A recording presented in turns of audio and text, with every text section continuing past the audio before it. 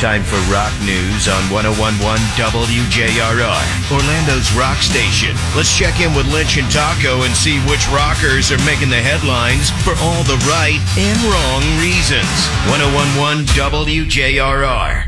All right, rock news brought to you by our Tuesday ticket takeover. That's happening on our Instagram at 101.1 WJRR. POD playing at SeaWorld. You want to go see him? You want to get a meet and greet? You might want to get into the Tuesday ticket takeover. Yeah, you might be one of the people picked because Promotions is picking several winners. If you're not following us, at 101.1 WJRR on Instagram. Congratulations to Metallica becoming just the fourth artist to land on the Billboard Top 200 chart for north of 750 weeks. Good for them. Previously, there had been only three other artists still on there, by the way. Do you know any of those three? You might know one of them, Tom. I was thinking Michael Jackson, possibly, because... Nope. Is it rock? You've got, of course, Pink Floyd's Dark Side of the Moon. Okay, so it's rock related. I was thinking Ozzy. Well, no, any artist on Billboard Top 200. Dark Side of the Moon, Pink Floyd reigns supreme, 990 weeks and counting. Legend... Bob Marley's greatest hits, 843 weeks and counting. There you go. Journey's greatest hits, 813 weeks and counting. Journey, who you just saw last week, right? Good show there at Camping World Stadium. I talked to a bunch of friends who went. Nine Inch Nails have partnered with Doc Martens for downward spiral-inspired shoes. If you like to sport Doc Martens, there's going to be 4 styles becoming available. 3 of them on Friday via Doc Martens' website.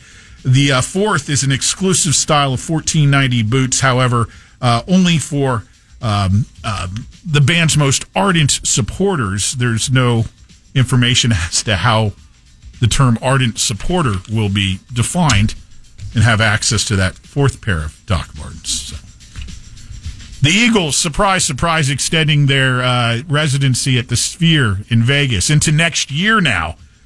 It's a perfect fit. Of course it is. Yeah. We've been talking about this, and I said they could probably set up shop and play there for a year straight on weekends if they wanted. Well, it's now into the weekends of January 17th and 18th and January 24th and 25th. So if you're planning a trip to Vegas anytime from October on a weekend, you might be able to work in an Eagles show. Now, if you're willing to, cough up the dough. Could you get those tickets without the tax because the whatever? Nope. Oh, because it's not in Florida. Not in Florida. Damn it, man.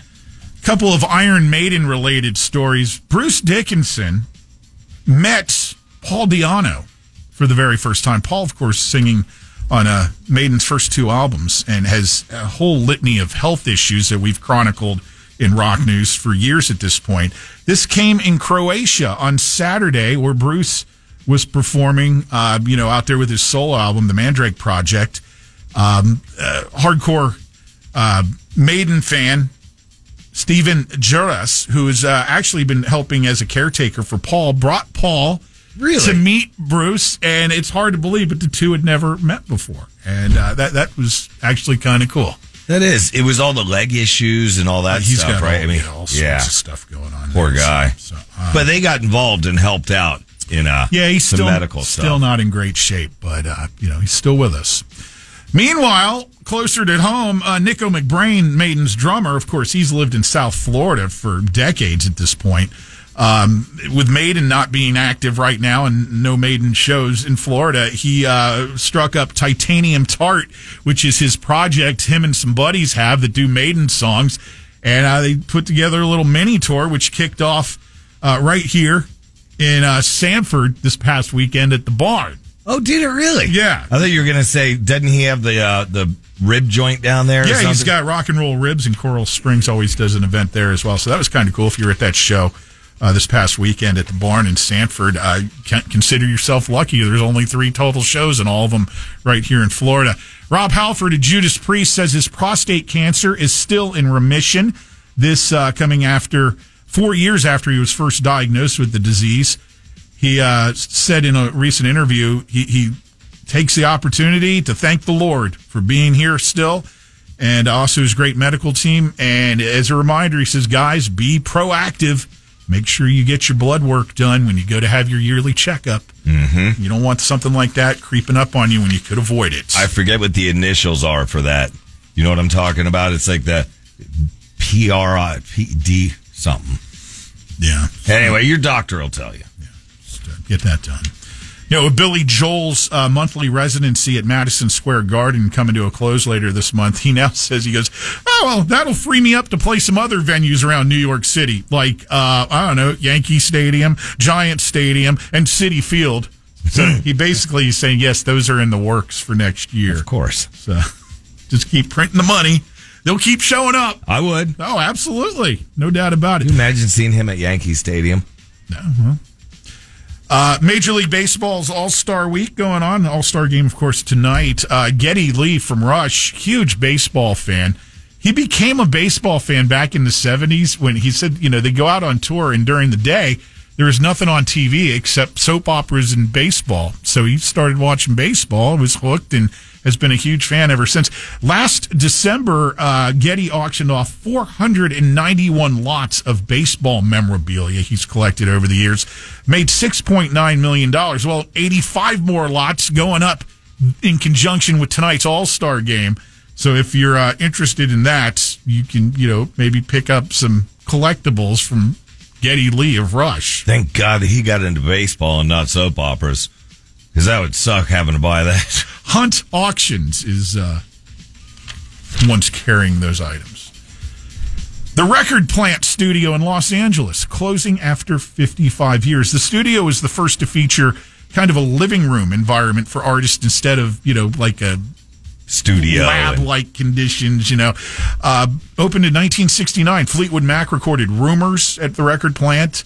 Eagles produced Hotel California there. Guns N' Roses worked on Appetite for Destruction. Sabbath has recorded there. Deep Purple, Billy Joel, Nine Inch Nails. Record Plant is closing due to a shrinking demand for the big room studios that they offer, as artists are able to, you know, use technology now to get the same thing done in, well, just about any space. Are they going to auction it off by chance or sell it? Because think about it. Closing. Yeah. Think about that. If Lock you her could, up. if it's like, hey, all these bands played here, you can buy it. Mm-hmm. Somebody will be able to. Mm-hmm. Open a bodega or something. I don't know. And this finally, Jimmy Buffett's 3-bedroom cottage down in Palm Beach. Open a record store, you know, because everybody's going back to vintage.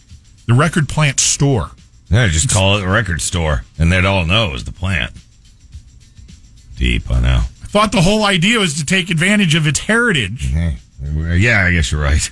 Jimmy Buffett's 3-bedroom cottage in Palm Beach is up for sale with an asking price of $7.25 million. Has a detached building that housed his recording studio. Buffett, of course, died last September. He bought it back in 2002 for $802,000. His estate still owns 2 other houses in Palm Beach. This is the smaller cottage. Little fixer-upper for $7.25 million if you're interested. Bought it at 800 and something. Yeah. Selling stuff. Wow. It's your real estate report here in Florida, man. Unbelievable. And that is also your rock news. Any more questions there at Taco Bob? I think I'm good. We got a record store. All right, buddy.